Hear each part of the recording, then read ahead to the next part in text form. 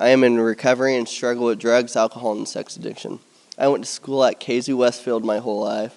I grew up in a house with one parent. My mother's name is Kathy Morey.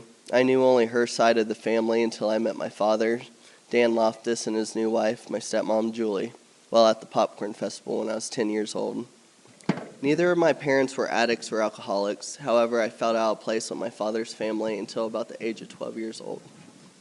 Neither side of my family ever showed any type of affection by telling each other, "I love you."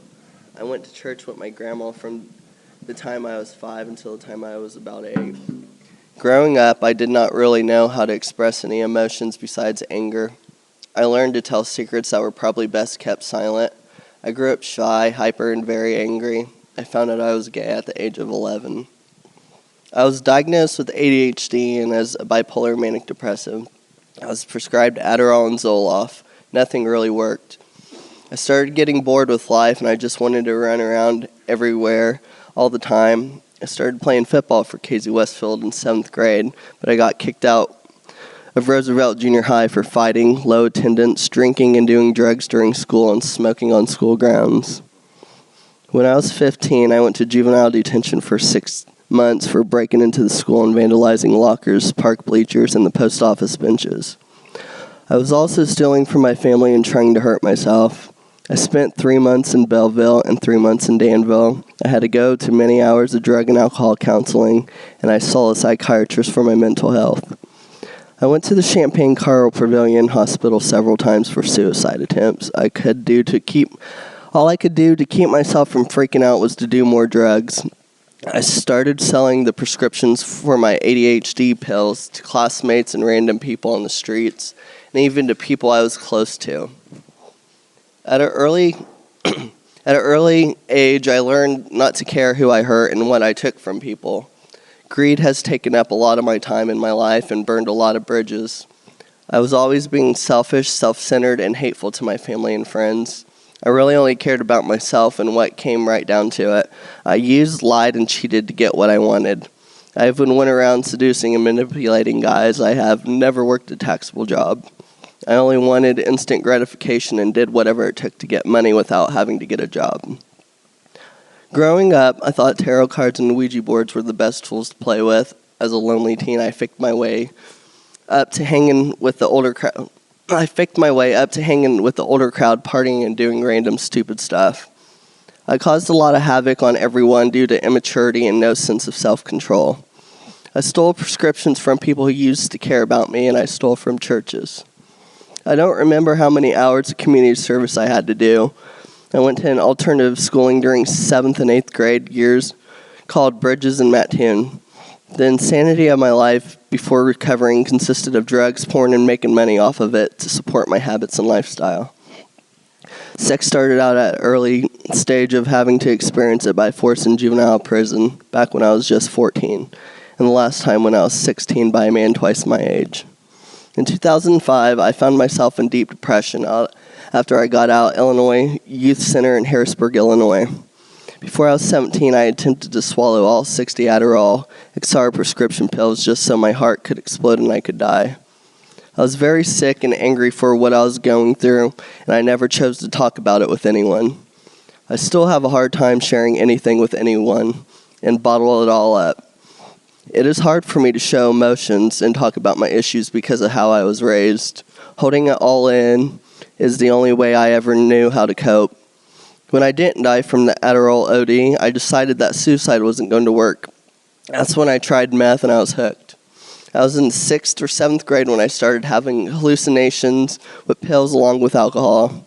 I ended up losing myself, even more losing a friend I looked up to at the age of 17 from what I thought was a Xanax overdose. He actually died because of an overdose of Darvocet. He had taken Xanax that day, but he stopped when he felt messed up.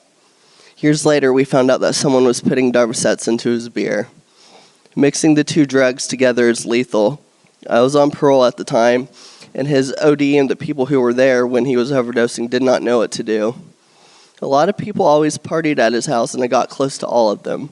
It was a place for us all to go and hang out, even though we were partying and getting high. Especially for those of us who didn't have a good home life, I woke up A week after his OD in Belleville detention center, bawling from the news of my best friend's death. I lost the will to stay sober and happy, and I got worse with anger and beating on my mom and little brother. That day of not being able to save Jay and stop the situation kills me to this day. God now brings me strength from the past 11 years. The first time I went to rehab at the Our House in Charleston, I was 18 years old. I went 3 times that same year, got out and went right back to the drugs and kept checking myself back in there. I have done the steps 4 times, but it did not do any good because I was missing the key element, Jesus. At 19, I went to prison for 2 years for residential burglary. I was in prison until the end of the summer that I was 21. When I got out, I went up to Chicago and dived heavier into drugs and alcohol, and ended up right back where I left off. By the time I was 23, I had become so bad I began to sell myself to older men for money to provide a roof over my head and support my drinking and drug habits. At the age of 26, I went to Las Vegas and signed a $3,000 contract to do porn. They flew me out there and I stayed in a hotel for 6 months. I had to finally decide I had to get help at the age of 27, and I found the church I go to now, called New Rivers in Marshall. Step 1, we admitted we were powerless over our addictions and compulsive behaviors, that our lives had become unmanageable. I went to this event called the Elohim Great Banquet. It is a Christ-centered weekend for new believers to show them a portion of the love of Jesus. There are 3 days worth of discussions on different biblical topics. First discussions per day. It really had an impact on me. I can't go into detail, but it would ruin the experience for people who haven't been through it yet. But they separate you into groups, and your group gets the name of an apostle. I sat at the table of Paul. I came back from that. It changed me in the way I think and how I wanted to live and serve the Lord. Step 2, we became to believe that a power greater than ourselves could restore us to sanity. Then shortly after I went to the great banquet, my grandmother passed away.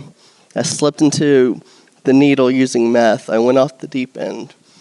I found myself out of state in a place where I was so strung out I couldn't leave or even find my clothes for 2 days.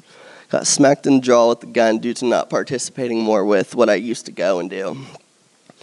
I found myself so far and broken, crying and screaming and scared, I became violent to my ex, and I eventually went to my friend's place to seek a safe shelter. My last using hurrah was me sitting in my mom's garage living with no power and no windows. I would stay and never leave unless I needed my clean syringes so I could shoot up meth without my boyfriend knowing. I felt angry, alone, and scared of God's love, my family's love, and everyone in general. I spent months shooting up, filming porn, and taking pictures of myself and staying up for weeks at a time.